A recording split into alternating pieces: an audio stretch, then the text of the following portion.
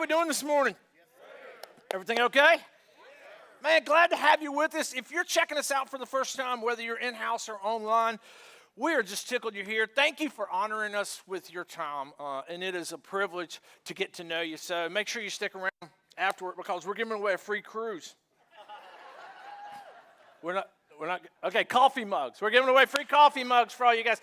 I thought I heard cruise. Okay. Hey, we're in the middle of a series called, our summer series called John. It's a study of John. I hope you've been checking it out. If you haven't been checking it out and you're just jumping into the fray kind of new, you can go back online. It's on our Facebook page. It's on our YouTube page. It's on our Twitter page. It's on, I don't know, it's on all of our pages. So go and check it out. You can catch up with us if you want to. But I don't know if you realize this or not, but when we first started this series, whether you've been with us the whole time or not, one of the things that I said was that this was going to be more of a teaching series than it would be what I call a traditional, but I don't know if we do anything traditional here, but it would be more of a teaching series than it would be what I would consider just a normal or a traditional preaching series that I do sometimes. And here's the thing about teaching series that I find it just neat, is the idea that teaching series aren't necessarily just about learning new stuff. Now, that's a component of it, and that's part of it, and we need that, right? I mean, hopefully you've gotten some stuff that you didn't know before, or that you've looked at it from a different angle, and you're kind of like, that's interesting. So part of learning, part of growing, part of this idea of changing, because we change as we grow, don't we? It's not a trick question. You can say, okay. So we kind of change as we grow. I know that's kind of a word we don't like necessarily sometimes. We love it when it's happening to other people, not so much with us. But the idea is that as we grow, we're changing. And sometimes it's about learning new things, but other times it's about unlearning things. Unlearning things that may have been negative, that may have just not been right. And this isn't a knock on our parents. It's not a knock on our grandparents. But we've all done this, right? I mean, you used to believe something 30, 40, 50 years ago, and now you have come to find out that that's not necessarily the case, right? So, and if you're in your 20s and you're like 30 or 40 or 50 years, then just give it time. It'll happen. But it does, doesn't it? It happens to all of us. And so sometimes the idea of a teaching series is to learn new things, but other times it's to kind of unlearn some things, unlearn bad attitudes, unlearn bad attributes, unlearn bad habits, or just bad behaviors, those kind of things too. And we see this in the teachings of Jesus, don't we? As a matter of fact, if you watch Jesus' teaching, it will trend just like that. Sometimes Jesus is giving us new information when he says stuff like, for the kingdom of God is like. And you're like, oh, okay, well, that's new. I never really thought about it like that. But there are other times when we follow Jesus' teaching, and this is what John shows us in his account of the gospel, is this idea that when Jesus will take us to places, and he takes his disciples, and really anybody that will listen, he takes them to these places to where he is unlearning or unteaching them something. And that's sometimes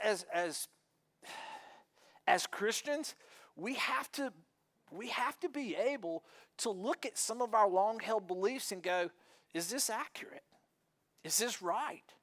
You know, I mean, we have to, isn't that what the psalmist says when he says, examine me and know if there be any wicked way within me? Now, you know, that's something that we see taking place in the Gospel of John. And as we pick up this series, we're in the sixth part of it. Or the fifth. Okay. I don't know. Okay. Sixth? My wife tells me the sixth, so it must be right. We're in the sixth part of it. So here's what John is doing to us. John comes along and John goes, you know, I want people to have an account of what happened in Jesus' life. And I don't want you to just know what happened. What I want you to do is I want you to come to the same place that I came to it. And here's where John is. John's like, I didn't start following Jesus out of faith. I didn't believe that he was the Messiah, but I followed him because he was doing these, John calls them signs, we call them miracles. John says he was doing these signs to show us that he really was who he said he was. And John's like, I want to take you along with me. I want to take you along on this journey where it became clear to me, about halfway through it or a third through it, however long it took John to get there, he's like, I want to take you with me. I want to take you with me on this journey, on these accounts of Jesus, and I want you to hear the words that Jesus said. I want you to feel the things that he did so that you can come to the same conclusion that I came to.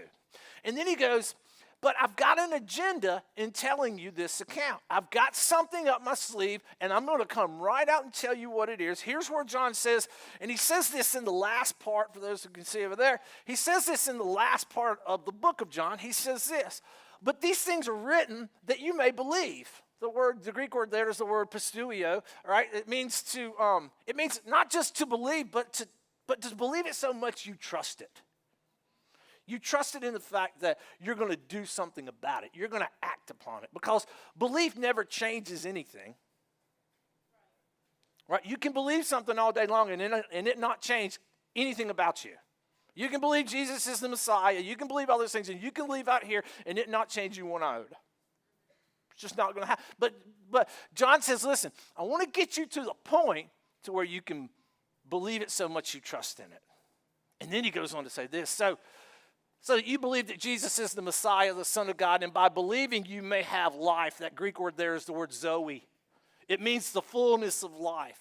It means the essential and the ethical fullness of life. And the idea is that if you were somebody that was dying of thirst and somebody gave you a glass of water, you wouldn't just drink a sip of it and go, that is refreshing, right? You would turn the whole glass up, wouldn't you? Then you'd lick the rim, right? And you would try to get everything you could out of it, wouldn't you? And John says, this is what happens to people that know Jesus. They end up getting the most out of life. They end up getting the most of the essential, the physical part of life, and the ethical, the spiritual part of life. And John's like, I want you to have that. I want you to have that. Whether you're a first century believer or a 21st century believer, I want you to experience that. Okay, you guys want to experience that? All right, listen, so John says, here are these accounts. Here are these signs. Now, we're on this sign right now. That this is, if you're old school and you actually bring a Bible that's a book, okay? We're going to be in the 9th chapter. They used to have those in history, but we're going to be in the 9th chapter, and your heading in your Bible would say something like this, the healing of the blind man. Now, what's happening here in Jesus' life and in the life of the disciples is this. Jesus is going south down into Judea, down into where Jerusalem is. He'll teach some in Jerusalem, get everything all stirred up, and then leave. And then he goes back up to Galilee, and he hangs out with his disciples, usually in Capernaum, because that's where they're based, by the Sea of Galilee. And then they trek back down into Judea, back into Jerusalem, and they're kind of going this kind of up and down thing. In this particular time, they are in Jerusalem, and Jesus is in Jerusalem, and this is where John picks up the story for us this morning. As he went along, he saw a man blind from birth. This is going to come into play later on. He saw a man blind from birth, and his disciples asked him, Rabbi, who sinned, this man or his parents, that he was born blind? What's going on in here in first century, not just in Judaism, but in all religion at this particular time? You know this if you read anything about history or any of these things.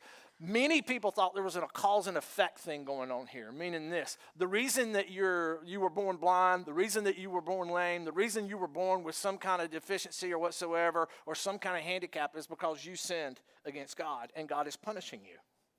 Or your parents sinned before God. Your mom went to a pagan temple, or she walked by a pagan temple, or she did something that God is mad at her now, and God has inflicted you, or God has inflicted the offspring. So this is this cause and effect. That's why the disciples are asking it. Now, when you look at it just from the natural, and when you kind of see that, this makes it kind of hard to show compassion to people, doesn't it?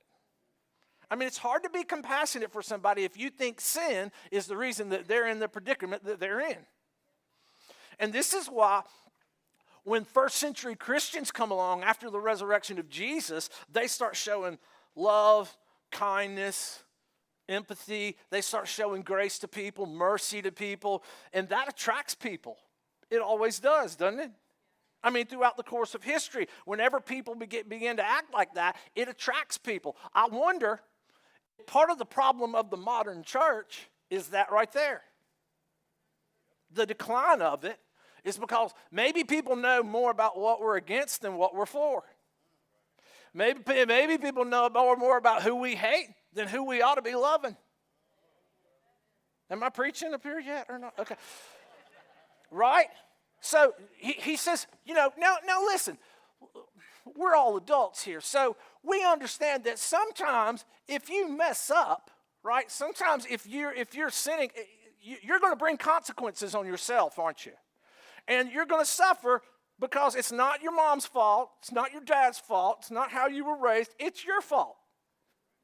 Right? And I mean, sometimes we see that. But most of the time, if it's your fault or if it's somebody else's sin that has impacted your life, what Jesus is saying is this. He's saying it's going to be pretty evident. And since this isn't evident, that leads us to Jesus' answer. And Jesus says this. He goes, neither. Who sinned? Neither. Now, that's not to say that they're without sin. Jesus is saying this. Their sin isn't the cause of this man's suffering. There's no connection to it.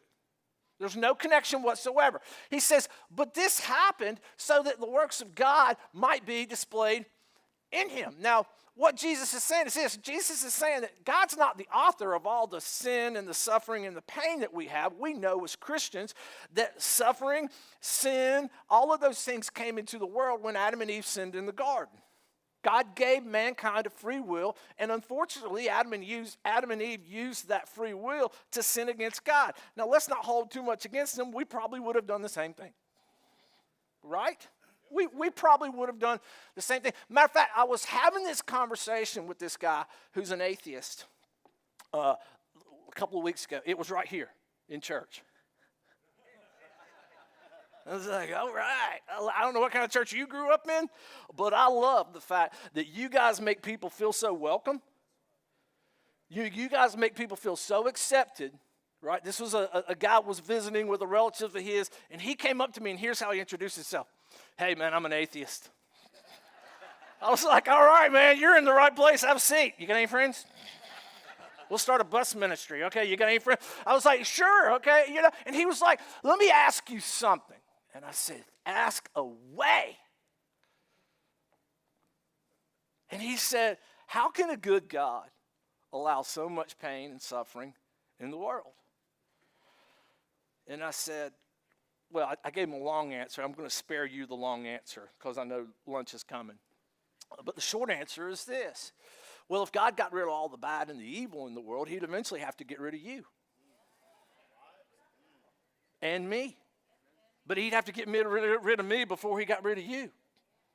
I mean, he would have to eventually get rid of all of us. I mean, he's done it once. Right? So the idea is that the question to me isn't so much because one thing is present, that obviously means another thing is absent. Because that's not the truth, right? You can both love and hate in the same person. Right? So the fact that there's evil present doesn't mean that there's the absence of God. The greater question is this: how do you know the difference? And this, how do you even know what good and evil even is? All through history, all through mankind, the reason we only know what mankind, it doesn't matter what culture you go to, when in history you go to, everybody has this kind of innate sense that we all know the difference between right and wrong. You know you shouldn't steal. You know you shouldn't lie. You know you shouldn't treat others that way.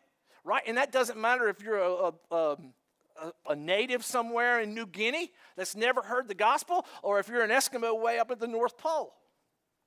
We know these things, right? So the idea is that it's not so much about the fact that there's suffering in the world, the fact that if God wanted to get rid of it, he would eventually have to get rid of all of us. So God gave mankind a free will. And because he gave man a free will, sin entered into mankind. And because sin entered into mankind, it brought suffering and pain with it.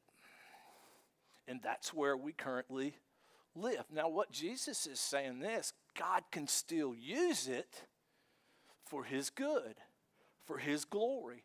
As a matter of fact, Jesus' pain and suffering was for our good, wasn't it? so God can use it. And this is what Jesus is saying. He's saying, I'm going to use this to display the works of God. And here's what he does. As long as it is day, he says, he's talking to the crowd, and then he kind of turns around and he looks at his disciples, I'm imagining, and he says, as long as it is day, we must do the works of him who sent us. Night is coming when no one can work. And everybody said, what? I thought we were talking about a blind guy. If I was a disciple, I would be known as Confucius Maximus, because I'd be like, I don't know what he's talking about. I thought we were just talking about a disciple. And now, I thought we were just talking about a blind guy. Now he's talking about night and day. What is he talking about? What he's saying is this. This is really the message of what John's gospel is all about, or what all the gospels are about. He's saying this idea that while I'm here, while I am God in a bod, while I am here and in the flesh, I'm going to do works, and it will never be more evident than it is right now. While I am here, pay attention to what I'm doing, because it's never going to be more evident than I am the Messiah than what I'm doing right here and right now. Then goes on. While I am in the world, I am the light. The Greek word photos there. That's where we get the word photon from. I am the light of the world. I am who I say I am. And then he does this. After saying this, he spit on the ground. And all the girls went, ew, that's gross. Right now, I'm going to go ahead and tell y'all something.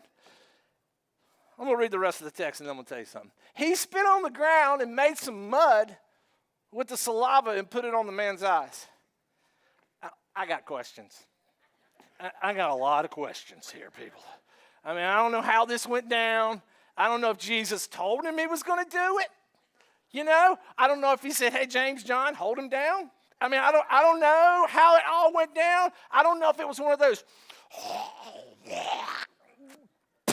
thing, or one of those chewing tobacco. He's not chewing tobacco, but like those, where you work it up. Excuse me. Work it up. Or if it was just one of those kind of spits. But he spits on the ground, and you can imagine, he gets down, he mixes it up a little bit, and he comes up and he just puts it on the guy's eyes. Now, here's what somebody told me after the first service. They were telling me this is a pretty common practice in ancient times, and it was. But could you imagine, just think about this for a minute, having the DNA of Jesus? Now, there's another account in Mark where Jesus spits on his finger and puts it on somebody's tongue. That's direct DNA. You're like, I got Jesus' DNA, man. What you talking about? Right, but the idea is that Jesus does it. Now, we don't, again, John doesn't give us a lot of details, but it kind of happens like this, and I think everybody's standing around going, what? So here's what Jesus says to him. He says, go, he told him, wash in the pool of Siloam. This means word sent. So the man went and washed. This is where Jesus is trying to get all of us. Not where he can spit on our eyes, but where we can operate by faith. To just do the last thing Jesus told you to do. To operate in faith. He heard the word of God, and then he moved. And that's exactly where God wants us. That is exactly where God wants us. Now, here's where I left the first service. So the blind man walked by faith, not by, no pun intended. But that's what he's doing, isn't he? This is where God's trying to get every one of us to operate in the context of faith. Then the story continues. His neighbor, so he goes to this pool of Siloam and he washes it off and he can see. So then he goes back home. And this is the part to me that's kind of it's the funny part of the story to me, because it's kind of like he has these neighbors who had formerly seen him begging, and they ask, isn't this the same man who used to sit and beg? I mean, it would be like if you have a subdivision, right, and you've got a main drag to get out to the road, and at the end of that main road, every single morning there's a guy there that's begging. And you see him, you know him, you've given him a $5 bill before, and you see him, and then all of a sudden you go to work one day, he's there, you come back from work, and he's gone. And you see him walking his dog down the road, not the C&I dog with a cane. He's just walking his dog. He's like, "What's up, Fred?" And you're like,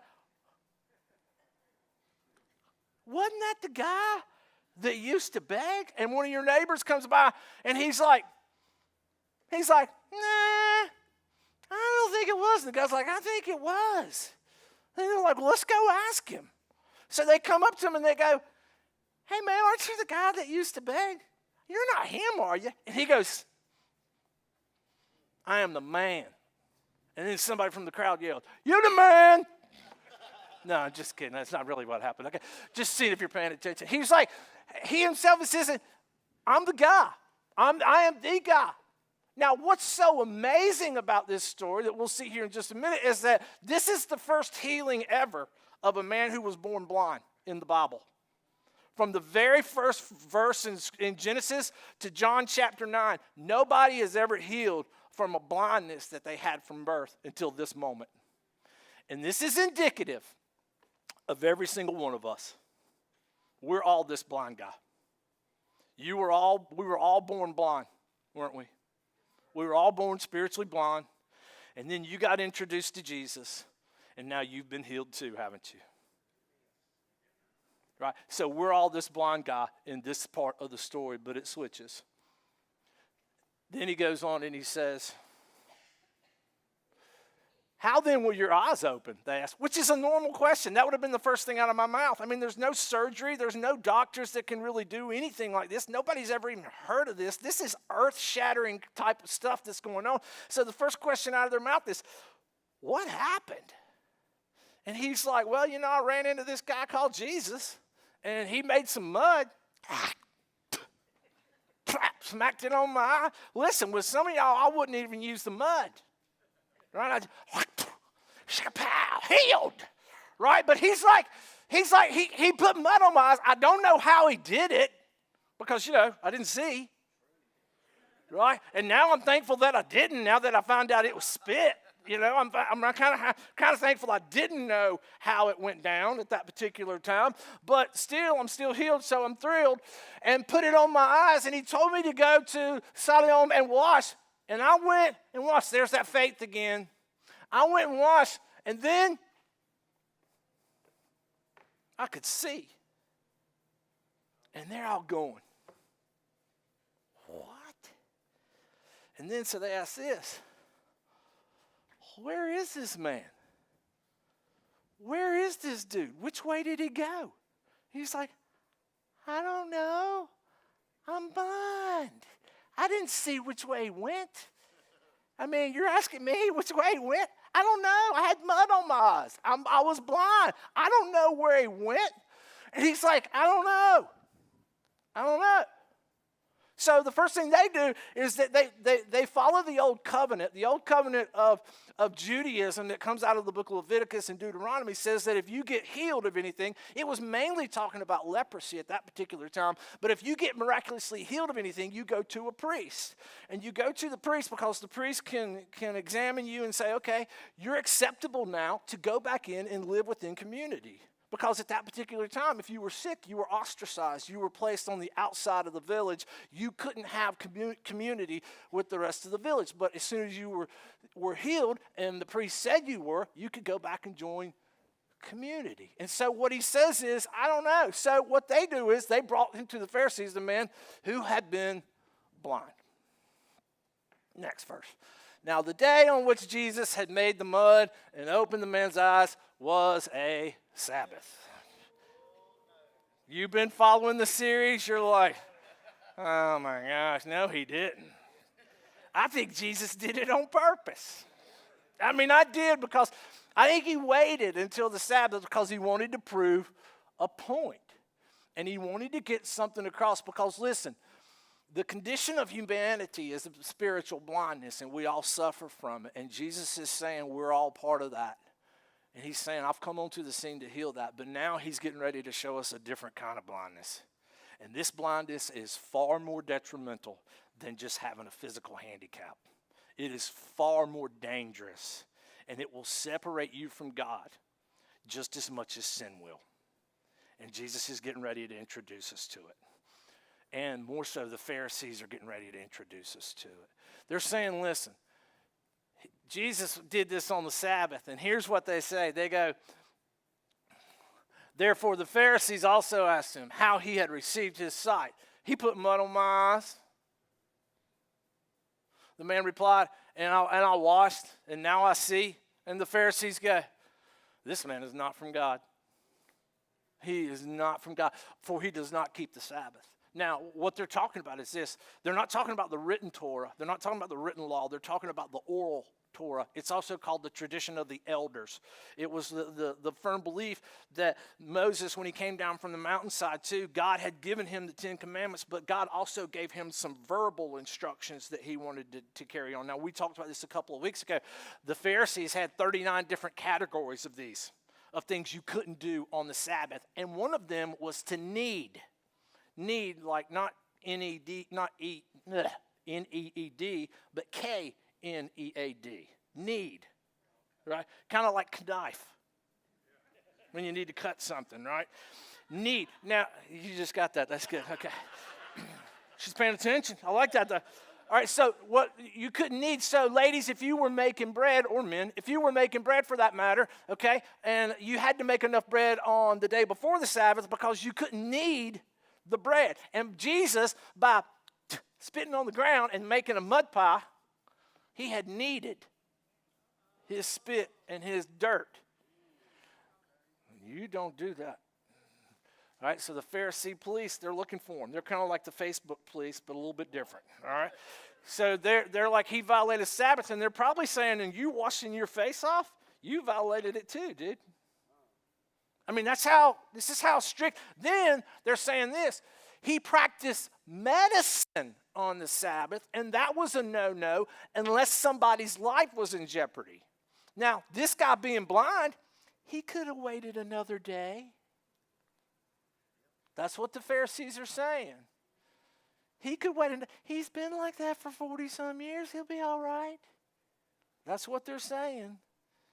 Jesus broke the Sabbath because he healed this man, and you can't do that unless his life was in jeopardy. So he's a sinner. But then there are some of the other Pharisees who are saying the same thing or asking or kind of questioning the same thing. They're going, well, wait a minute. How could a guy that's a sinner perform such signs? Notice, they don't say miracle, they say signs. How could he perform a sign of the Messiah if he's a sinner? I mean, if he's like me and you and he's a sinner, we can't heal people that have been born blind. So he must be of God, isn't he? It's so. John tells us they were divided. They were divided on what they were happening. Now, here's what's starting to happen. And we're starting to see it, aren't we?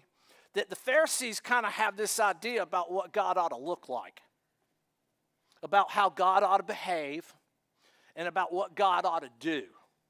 And I call this a God box. They have a God box that God kind of fits into this neat little box that they have, and God is supposed to behave the way that they want God to behave and the way that they interpret the Scriptures. They want God to behave this way. And now here Jesus comes along, and Jesus isn't playing by their rules. And that upsets the apple cart with them. So here's how the rest of the story plays out. Then they turned again to the blind man. What have you to say about him? It was your eyes that he opened. And the man replied, be the prophet. That's what I would say. I was blind, now I see. I mean, the guy's got to be from God. And they go, but see, here's the thing about this. That doesn't sit well with them. That doesn't fit into their box. So therefore, it can't be true. And so here they go. They still did not believe that he had even been blind. I think that guy was faking it. for 35 years. Big faker, walking around acting like he's blind just so he could fool us, right? And he had been blind, and he had received sight until they sent for the man's parents, which was a common thing, too. They would send for your parents. It was kind of like getting called to the principal's office, right? I mean, how many of you, well, y'all probably never experienced some of this, most of you didn't, but I experienced going to the principal's office quite a bit as a youth, right? It goes something like this. Could you please send Scott Smith to the principal's office? And then everybody in the class does this. Ooh, you in trouble. And I'd always go, that's all right, I got a standing reservation. It's good. I'd get there, I go, hey, what's up, Frank? How's the wife and kids? But then they call your parents to the principal's office, right? Now, I don't know how many of you experienced this. My dad had a lot of practice at this. My dad, he kind of assumed the idea of a prisoner of war exchange. That's what he was doing. He wasn't going to give him anything but name, rank, and serial number, right? And this is what I think this is this guy's dad right here. They go, is this your son? Is this your son, they ask? Is this the one who has been born blind? How is it that he can now see? And he answers like my dad would have answered. Well, I know he's mine. Tell me what he did. And then I'll tell you anything else, all right? But what? What are you talking about? He's like, well, he's our son, their parents answered, and we know that he was born blind. And then they continue the conversation, and they go, but how he can see now? Or who opened up his eyes? I don't know. We don't know. Ask him. He's of age. He will speak for himself. Meaning that, it's just like in our society nowadays, too, when men or boys get to be a certain age, they become to where they take responsibility for themselves. Different cultures have different age limits, but he's like, he's at the point now where he can speak for himself. Ask him. And then this is the spinning point for me of this whole teaching, this whole sign. Here's the warning for us. And he says his parents said this because they were afraid of the Jews. Meaning they're not saying anything they don't have to because they don't want to be excommunicated from Judaism. I mean, basically, if you got excommunicated, you could never come back into the temple. You could never worship. It would be like being excommunicated from a church. You could never go back to any other churches. You would just be done. So they were guarding their words very carefully. And the reason they were guarding their words very carefully, because the Jewish leaders had already decided. They already had a predisposition, okay, that anyone who acknowledged that Jesus was the Messiah would be put out of the synagogue. And this is what hangs us up sometimes too. We do this. We do this idea that we have these presumptions. We have these predispositions. We have these ideas about what God ought to look like, what God ought to behave like. And some of it's because it's how we were raised. And I'm not knocking our parents or our grandparents. All right? But sometimes it's about how you were raised or what you believed or what you come to know. It's called a cognitive bias. We went through a book as a staff recently called Accidental Pharisee. And I'm going to be teaching it come the fall. To anybody who wants to sign up for it. But in it, Larry Osborne, the author, he says that there is what's called a willful blindness. And willful blindness works something like this. It's where you only read, you only watch, you only assimilate the cognitive knowledge about stuff that you already believe in. You don't dare go outside of your comfort zone. You don't dare explore into the frontiers of anything that may challenge your faith whatsoever because you're absolutely scared to death that there'll be something that will challenge that faith. So it's a willful blindness because, listen, God doesn't fit inside that box. If he doesn't fit inside that box, I'm not going to do it. And what happens is this is a trap of religion. Religion does that. It says that God looks like this, God behaves like this, God dresses like this, God would do this, God would do that. And anybody that's on the outside looking in is either branded a heretic or a lunatic. Because there's no room for anything else outside of my little box that I've got God in. And that's the trappings of religion. It's like I'm only going to assimilate what I already know. I'm only going to touch on things that I already know. I'm only going to watch programs that are going to reaffirm my belief and not anything else. It really leaves us, if we're not careful, just like these Pharisees with narrow-minded thinking. And that's the danger for all of us. Because listen, here's the deal. Spiritual blindness is far worse than any kind of physical ailment you could ever have. A spiritual blindness will make you miss God and will make you also miss the people that he died for. That's the danger of having a God box. And this is what we see right here with the Pharisees, don't we? And don't miss the irony of this, because it is just ripe and it is thick. Jesus heals a blind man, and we all think he's the guy with the problem, don't we? Jesus healed the guy with the biggest problem. The biggest problem are the religious people. They're the ones that are spiritually blind to really who Jesus is. Then the story continues. A second time, they summoned the man who had been blind. This is where I start giggling, because I think it's funny, because they hadn't got the answers they wanted to begin with. So they're like, bring him back in here again. Let's make him talk till he finally says something that we like. Okay? They're like, all right, man, give God some glory by telling the truth. Because we know you haven't been telling the truth up to this point. You weren't really blind all those years, were you? You tell the truth. And he's like, they said, we know this man is a sinner. I mean, we just know that he's a sinner because he broke the Sabbath. Well, he didn't break the Sabbath. He broke their version of it, their tradition of it. He broke their, what they thought was the Sabbath, their traditions of the Sabbath. He replied, I love this. Whether he is a sinner or not, I don't know.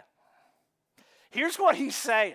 He's saying, I don't have to know everything to follow something. I don't have to have it all figured out in order to follow something. And this is where some of us get hung up.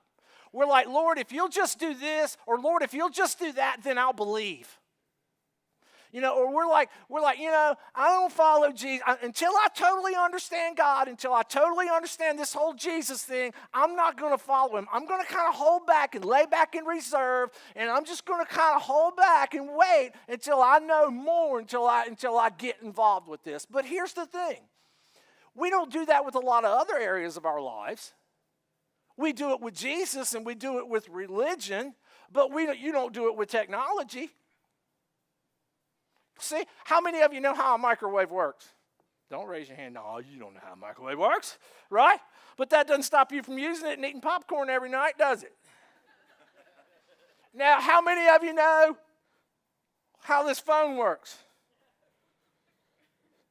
Now, let me ask them, do you believe in your phone? And all the younger people went, oh, yes.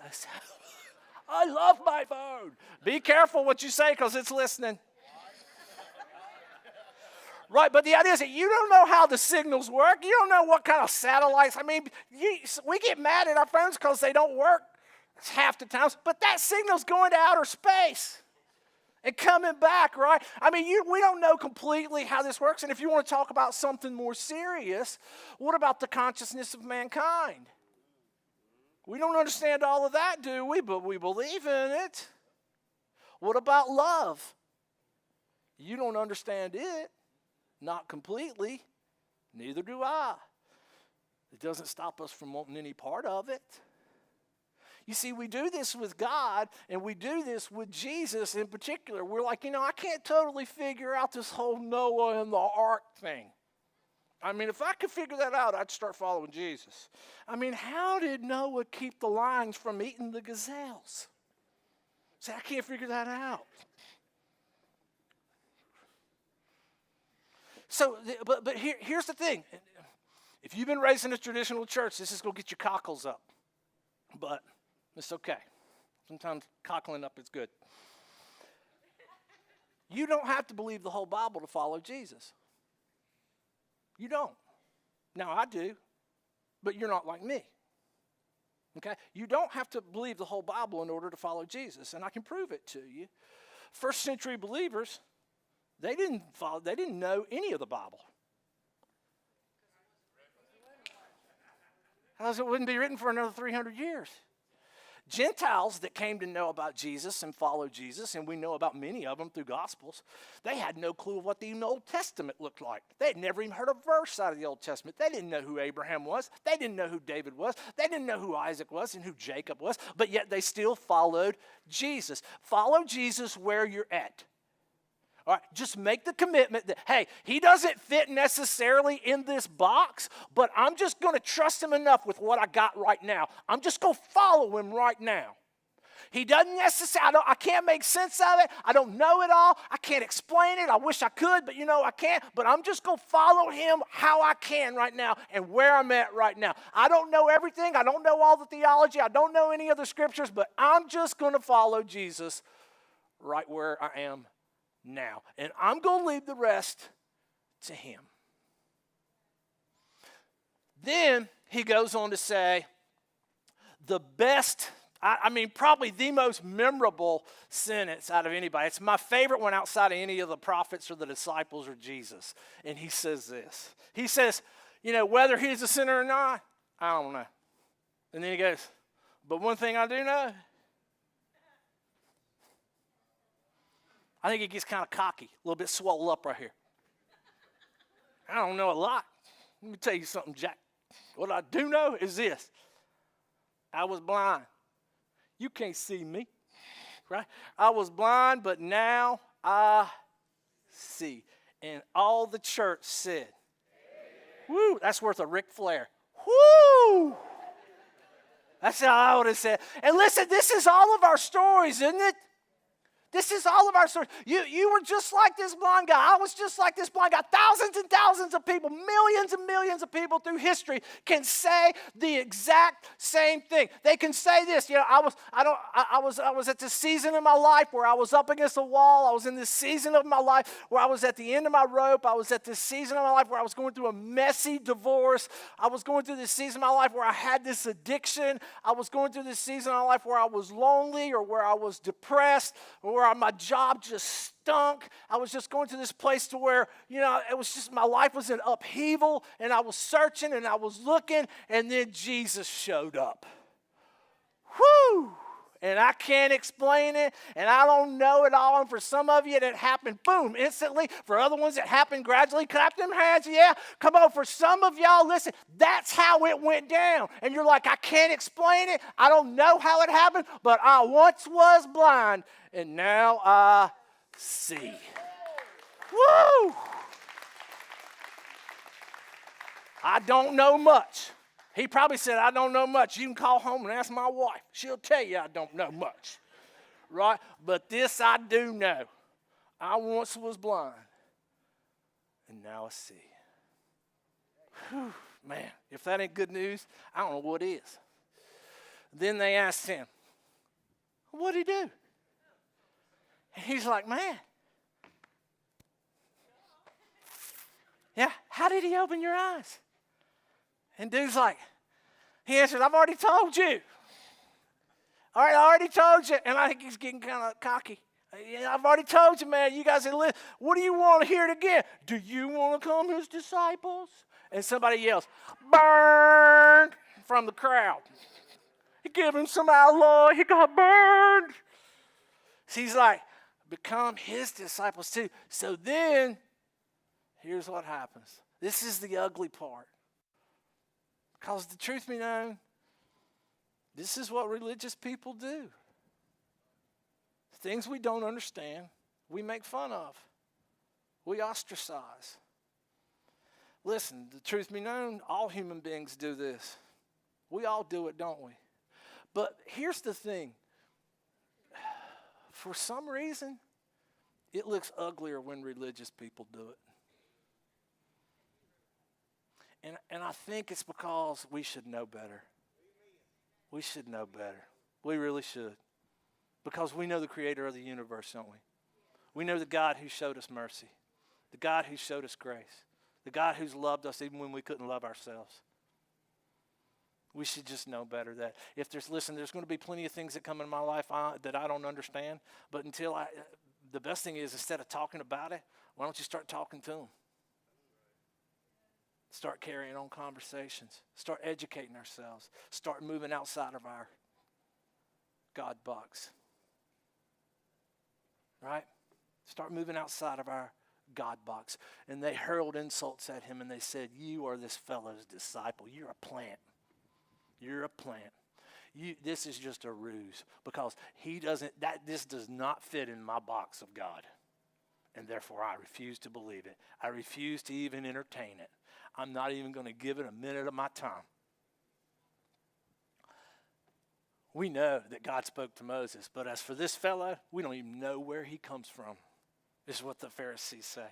And I love what this guy replies. The man answered, "What?" He's like, now that's remarkable.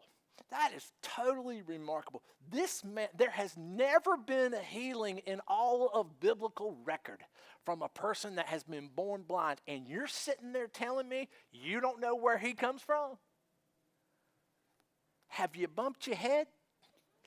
Because listen, it's pretty clear. It's right before your eyes. But you can't see it because you're in this box. Right? It comes from, yet he opened my eyes.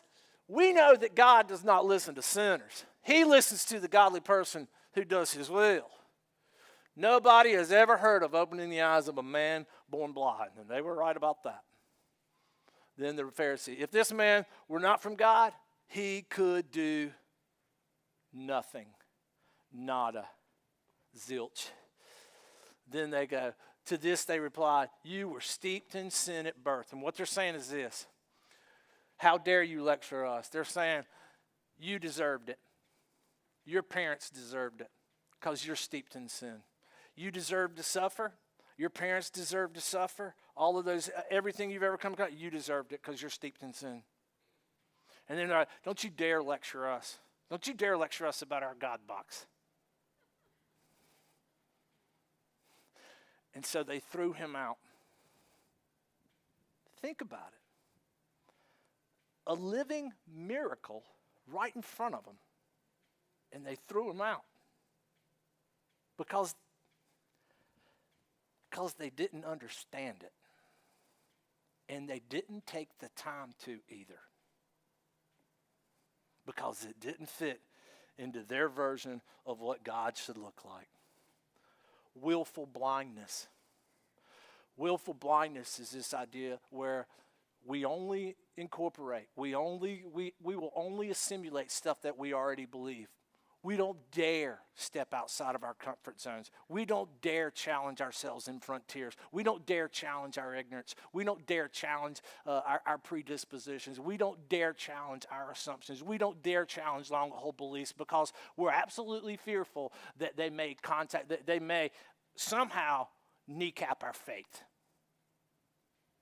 And so it's better to just talk about it, and it's better to just gossip about it. It's better to just do these things and to just embrace them and say, I'm a Christian. I should be the most confident person in the room.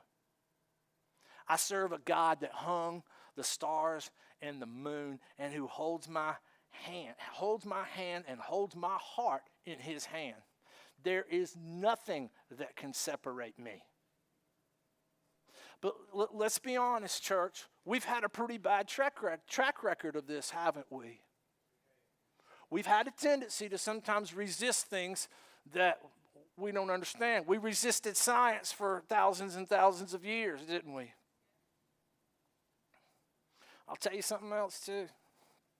70 years ago, around here, men took the pulpit and preached against civil rights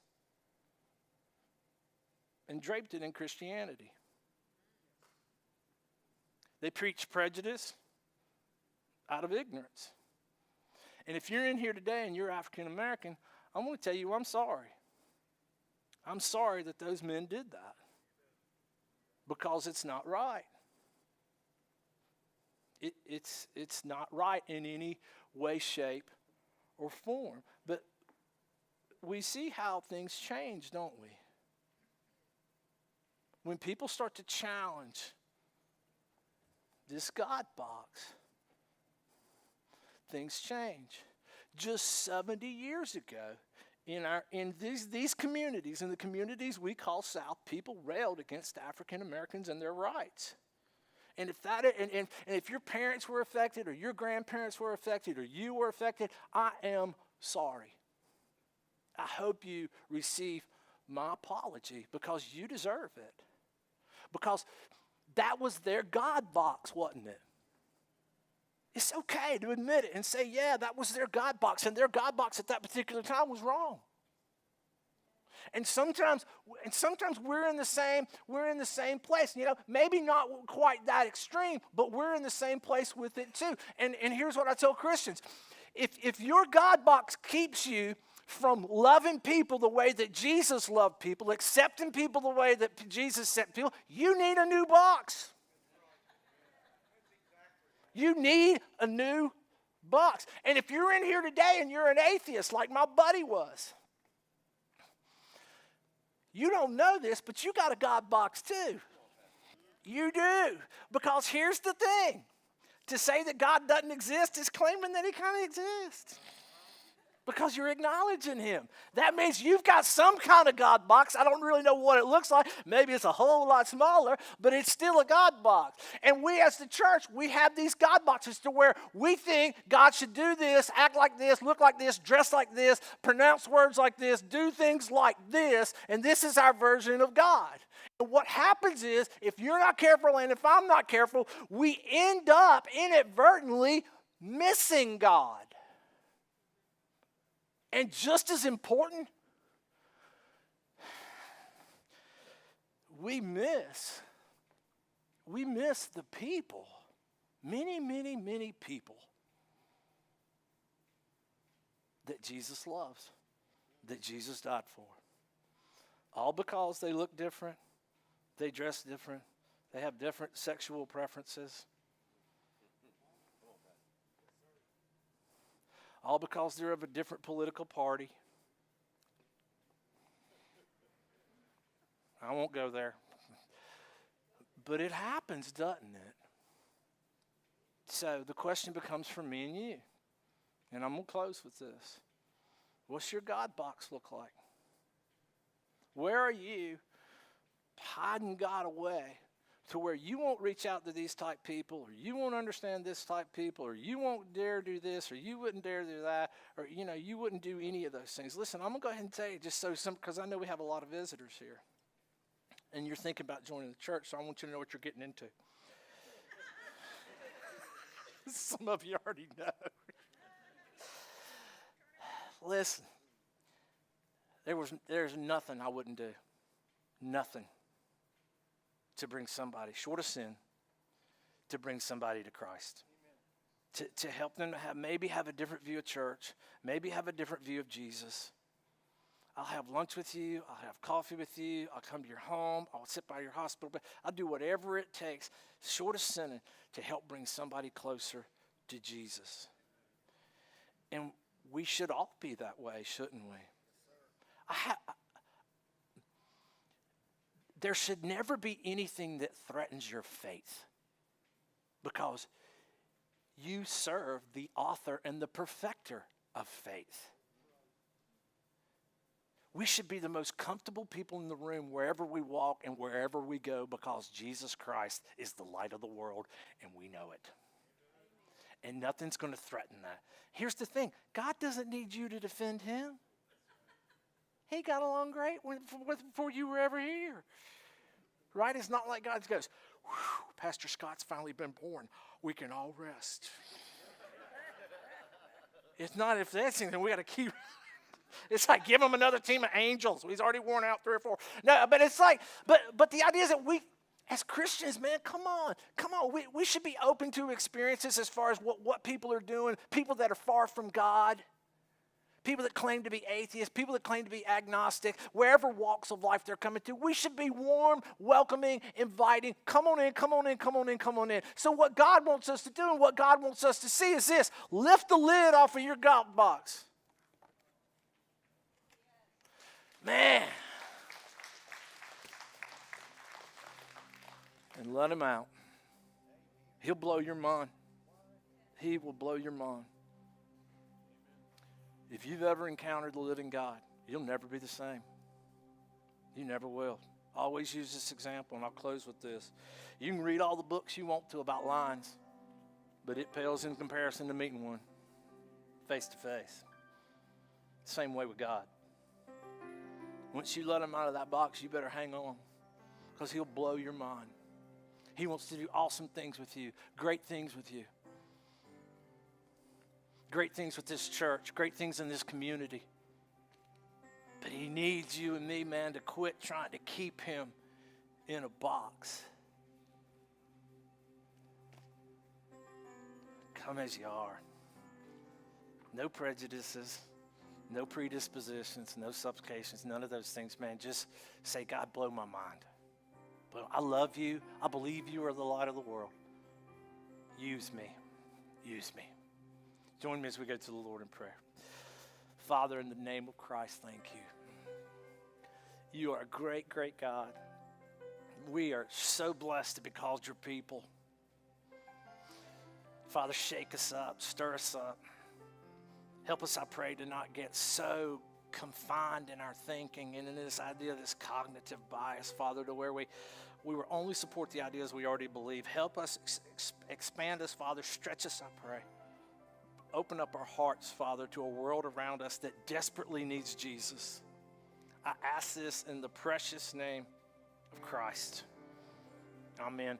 Guys, have a great week. Thank you so much. Hey, if you want communion or prayer, you come in here with something today. Don't leave with that burden. You're welcome to go right over here. One more thing. Yeah. Last I checked, on Friday, there were like 27 folks signed up for partnership class today. Let's give them a round of applause. These are folks that are ready to commit to Waterbrook, and so we thank you. I'll meet you in the back there in just a few minutes after this service. Guys, thank you for being here with us today. Yeah. Enjoy your week, and we'll see you all next week. Bring somebody with you. Hey guys, so if anybody wants to do the partnership class and you didn't sign up, come on. Okay? I mean, you're more than welcome to come and join it too. All right, thanks guys. Have a great week.